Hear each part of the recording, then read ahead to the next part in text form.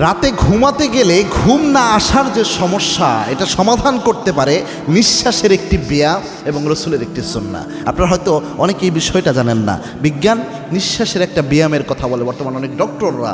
পাশাপাশি নবীজির একটা এত চমৎকার সুন্নাহ রয়েছে, যে ব্যক্তিদের ঘুম আসে না, নিমিষেই ঘুম আসার জন্য এই সুন্নাহটা সবচেয়ে কার্যকরী ভূমিকা পালন করে। দেখবেন অনেক ভাই রয়েছে, ঘুমাতে গেলে পৃথিবীর সব টেনশন মনে হয় তার মাথায় আল্লাহ চাপিয়ে দেয়, এরকম একটা অবস্থা তার হয়। সে ঘুমাতে পারে না, টেনশন করতে করতে এপাশ ওপাশ হতে হতে পুরোটা রাত কেটে যায়, ওই ব্যক্তির মাথায় চোখে কোনো ঘুম নাই। এরকম মারাত্মক সমস্যা কিন্তু অনেকের রয়েছে।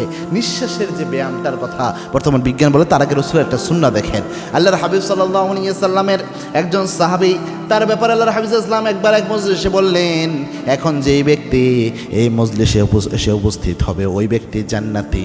আল্লাহর হাবিব ইসলামের অন্য সব সাহাবীরা লক্ষ্য করলেন, একজন সাহাবী ওই সময় আসলেন। আবার পরের দিন আল্লাহর হাবিব বললেন, এখন একজন ব্যক্তি এই মজলিসে এসে উপস্থিত হবে ওই ব্যক্তি জান্নাতি। আল্লাহর হাবিব ইসলামের সব সাহাবীরা লক্ষ্য করলেন, একই ব্যক্তি পরের দিন এসে ওই মজলিসের মধ্যে উপস্থিত হলেন। তৃতীয় দিন আল্লাহর হাবিব একই কথা বললেন। একজন সাহাবীর একটি কিউরিওসিটি জাগলো, এই সাহাবীর কি এমন আমল রয়েছে যে আমলের কারণে তিনবার তাকে জান্নাতের সুসংবাদ দেওয়া হলো। তাকে বললেন, ভাই আমি একটু আপনার বাসায় মুসাফির, একটু মেহমানদারিতে চাই, আপনার বাসায় আমি একটু থাকতে চাই, আপনার মেহমান হতে চাই। বলছে চলেন।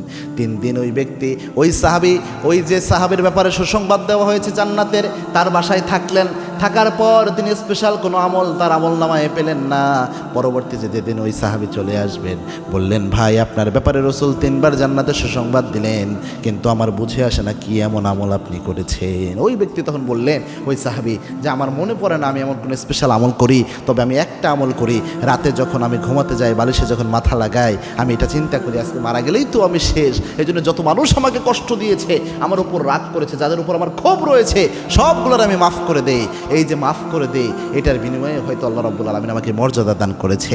এই যে রাতের বেলায় ঘুমাতে গেলে আপনি যদি শুধু এই আমলটা করতে পারেন, এই কাজটা, যে ঘুমাতে গেলে আপনি সব মানুষকে মাফ করে দেবেন, কষ্ট সব ভুলে যাবেন, মনের সব আঘাত ভুলে যাবেন। কে আপনাকে ঠকালো, কে আপনার সাথে ধোঁকাবাজি করলো, কে প্রতারণা করলো, কাকে বিশ্বাস করে ঠকেছেন, সব ভুলে যান।